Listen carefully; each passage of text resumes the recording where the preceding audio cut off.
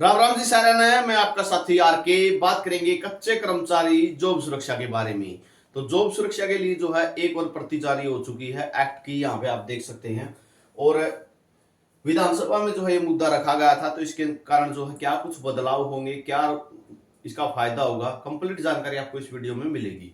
और चैनल पर नए हैं और जॉब सिक्योरिटी में अगर आप आ रहे हैं तो चैनल को सब्सक्राइब कर लेना, और जॉब सिक्योरिटी के दायरे में अगर शामिल हो रहे हैं तो अपना जो है जॉब सिक्योरिटी व्हाट्सएप ग्रुप है, लिंक डिस्क्रिप्शन में दिया हुआ है, उसको ज्वाइन कर लेना। तो यहाँ पे आप देख सकते हो हरियाणा विधानसभा के अंदर जो है ये 13 मार्च को नोटिफिकेशन जो है रखा गया था और इसको ये जारी कर दिया गया है। तो Haryana contractual employee security of service amendment bill 2025 hereby published for general information.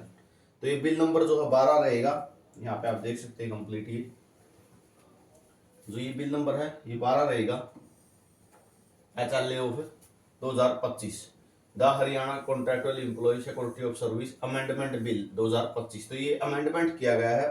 Hindi version पे आपको ले चलता हूं, आपको अच्छे से समझ में आ जाएगा। तो यहाँ पे साथ में जो है हिंदी वर्जन में एक कॉपी अटैच की गई है, ये देख सकते हो। हरियाणा संविदा कर्मचारी सेवा की सुनिश्चितता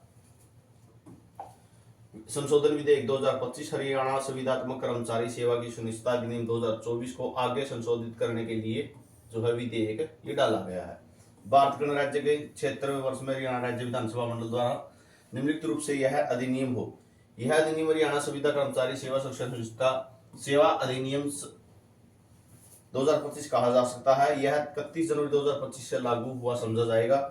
हरियाणा संविदा कर्मचारी सेवा की सुनिश्चितता अधिनियम 2024 की धारा 3 के खंड 2 की व्याख्या 2 में एक कैलेंडर वर्ष, जो एक कैलेंडर वर्ष था, शब्दों के स्थान पर संविदात्मक सेवा की एक वर्ष की अवधि के दौरान शब्द का प्रस्थापित किया गया है। यानी जो एक कैलेंडर वर्ष था उसको बदल के क्या कर दिया, संविदात्मक सेवा की एक वर्ष की अवधि। आगे बात करें, आगे क्या किया गया है, यहाँ पे आप देख सकते हैं। हरियाणा संविदात्मक कर्मचारी सेवा की सुनिश्चितता संशोधन अध्यादेश 2025 इसके द्वारा निरस्त किया जाता है, और ऐसे निरसन के होते हुए उक्त अध्यादेश द्वारा यथा संशोधित मूल अधिनियम के अधीन की गई कोई बात या की गई कोई कार्रवाई इस अधिनियम द्वारा यथा संशोधित मूल अधिनियम के अधीन की गई कोई बात या कोई कार्रवाई समझी जाएगी। आगे भी दिया हुआ है इन्होंने, मुख्य रूप से आगे ही है जो मुख्य पॉइंट है, यहाँ पे देख सकते हैं। उद्देश्य और कारणों का विवरण क्या रहेगा, मुख्य कारण क्या रहे, क्या उद्देश्य है जो इसका चेंजेस किए गए हैं। हरियाणा संविदात्मक कर्मचारी अधिनियम 2024 के तहत सेवा की सुरक्षा का लाभ उन संविदात्मक कर्मचारियों को स्वीकार्य है जिसने नियत तिथि अर्थात दिनांक 15 अगस्त 2024 को पूर्णकालिक आधार पर सरकारी संस्थान में कम से कम 5 वर्ष की सेवा पूरी कर ली हो। अब यहाँ से आप एक बात समझोगे, बहुत से कैंडिडेट पूछते हैं सर अभी 5 साल हो गए हैं, अक्टूबर में 5 साल हो गए थे, नवंबर में 5 साल हो गए, दिसंबर में 5 साल हो गए 2024 में। तो यहाँ पर बात 15 अगस्त 2024 तक की है अभी तक, ठीक है। हाँ आपको 5 साल हो गए, मान लूं मैं नवंबर में हो गए, अक्टूबर में हो गए, तो अभी आप शामिल नहीं हो गए, ठीक है। बात अभी तक 15 अगस्त 2024 वालों तक की है, जो HKN के 0 से 5 वाले हैं, पूछते हैं बार बार। व्याख्यान के नियोजन के वर्षों की संख्या की गणना का प्रयोजना हेतु किसी संविदात्मक कर्मचारी जिसने एक कैलेंडर वर्ष में कम से कम 240 दिन के लिए पारिश्रमिक प्राप्त किया है को संपूर्ण वर्ष के लिए कार्य किया गया समझा जाएगा। यानी 240 दिन हो गए तो पूरा समझा जाएगा। यहाँ पे देखोगे उपरोक्त प्रावधान में यह पता चलता है कि नियुक्ति के वर्षों की संख्या की गणना के प्रयोजन के लिए एक संविदात्मक कर्मचारी जिसने एक कैलेंडर वर्ष में कम से कम 240 दिनों के लिए पारिश्रमिक प्राप्त किया है उसे पूरे वर्ष के लिए कार्य किया समझा जाएगा। यानी साल में 240 दिन काम पूरा हो गया तो 200 मायने जाएगा कि आपके दोस्त पूरे साल भर पूरा हो गया। सुविधात्मक कर्मचारियों ने अनुरोध किया जाता है कि नियोजन के वर्षों की संख्या की गणना के प्रयोजन हेतु 240 दिन एक कैलेंडर वर्ष की बजाय संविदात्मक सेवा की एक वर्ष की अवधि के दौरान गिने जाएं। अन्यथा यदि उसकी कार्यभार ग्रहण करने की तिथि मई से दिसंबर माह के मध्य है तो उसके कार्यभार ग्रहण करने से के प्रथम कैलेंडर वर्ष की सेवा नहीं गिनी जाएगी। इस प्रकार चालू वर्ष 2024 से कट ऑफ तिथि 15 अगस्त 2024 तक 227 दिन हैं। इसके फलस्वरूप इन वर्षों में उनकी सुविधात्मक सेवा 240 दिन नहीं हो सकती। तो मान ये कह दिया कि 15 अगस्त 2024 तक, यानी जो 2024 तक आप काउंट करने लग रहे हो, हम देखने लग रहे भाई 1 जनवरी 2024 से 15 अगस्त 2024 तक तो 240 दिन नहीं बढ़ रहे, तो जो है इसके दौरान जो है ये 240 दिन लागू नहीं किए जाएंगे भाई। 240 दिन होने जरूरी नहीं है, ठीक है। इनका जो है चालू वर्ष 2024 से कट ऑफ तिथि 15 अगस्त 2024 तक 227 दिन है, जिसके फलस्वरूप इन वर्षों में उनकी सुविधात्मक सेवा 240 दिन नहीं हो सकती, तो इसमें भी जो है छूट दे दी गई है।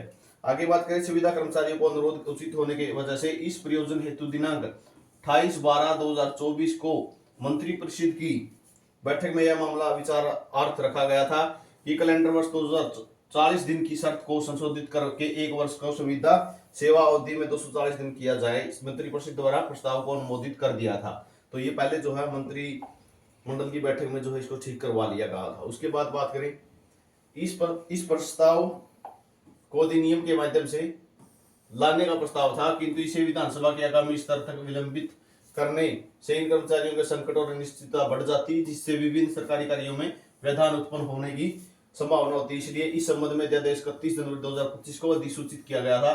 थर्ड हरियाणा सुविधात्मक कर्मचारी संशोधन अध्यादेश 2025 प्रस्तावित हरियाणा कर्मचारी सुविधात्मक कर्मचारी संशोधन अधिनियम 2025 का उद्देश्य इन कर्मचारियों के बीच संकट और अनिश्चितता को कम करना है।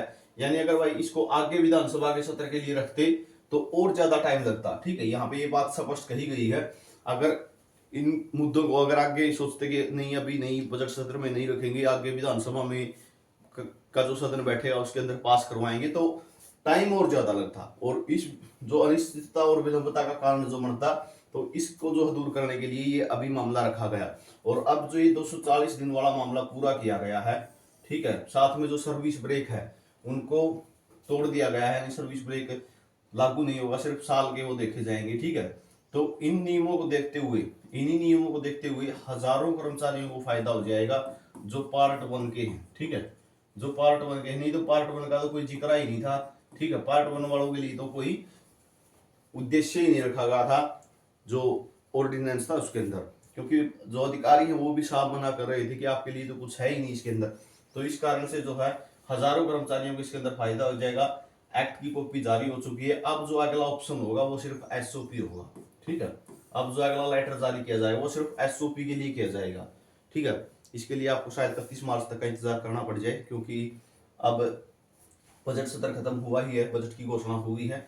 तो एसओपी और जो ये वित्त वर्ष है, ठीक है, ये जो वित्त वर्ष है ये जल्द ही खत्म हो रहा है, तो आपको हो सकता है 31 मार्च तक का तो इंतजार करना पड़े, लेकिन जल्द ही आपको एसओपी भी देखने को मिलेगी।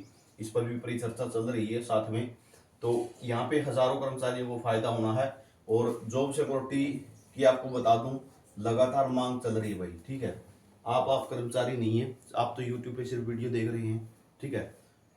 सभी लगभग महकमों में अपने लेवल पर सभी कर्मचारी कोशिश कर रहे हैं, चाहे वो जो है कॉन्ट्रैक्चुअल कर्मचारियों की बात हो, चाहे वन विभाग के कर्मचारियों की बात हो, चाहे सिंचाई विभाग के कर्मचारियों की बात हो, चाहे सर्व कर्मचारी संघ की बात हो, तो सभी की तो लगभग जो है कोशिश अपने लेवल पर चल रही है, चाहे वो बड़े संगठनों की बात हो या फिर विभागों की बात हो। तो लगातार सभी जो है अपने प्रयासरत हैं। जैसे एक्सटेंशन लेक्चरर हैं, उन्होंने भी जो है जॉब सुरक्षा की मांग की है। क्यों? क्योंकि उनको भी पता है कि 2424 पदों पे भर्तियों की प्रोसेस शुरू हो गई है, अगर भर्ती हो गई तो आपकी छटनी शुरू हो सकती है। तो उन्होंने भी मांग की है कि हमारे 5 साल जिसके पूरे हो रहे हैं जल्द से जल्द हमें जो है जॉब सुरक्षा दी जाए। तो इसी तरीके से बहुत से डिपार्टमेंटों में ये मांग रखी जा रही है। तो आप अकेले कर्मचारी ऐसे नहीं है जो जॉब सुरक्षा में आ रहे हैं, हजारों की संख्या। जब सीएम साहब ने 1,20,000 कहा है तो कम से कम 1 लाख तो है ही, ठीक है। और एसओपी का इंतजार रहेगा, सबसे बड़ा मुद्दा वही रहेगा, क्योंकि एसओपी जारी होते ही सभी डिपार्टमेंटों पर स्पीडली काम होगा, सभी डिपार्टमेंटों पर दबाव हो जाएगा। क्योंकि आपको पता है 15 अगस्त, ठीक है, 2024 15 अगस्त 2019 तक जो कर्मचारी दायरे में आ रहे हैं, तो 15 अगस्त 2024 से इसको लागू करना है, ठीक है। तो जो पीछे वाला जो एरियर बनेंगे और जो सैलरी का सिस्टम बनेगा वो सभी तय करना होगा इनको। तो ये जानकारी आपके लिए रहेगी, हर अपडेट मिलती रहेगी। चैनल को कर लेना सब्सक्राइब।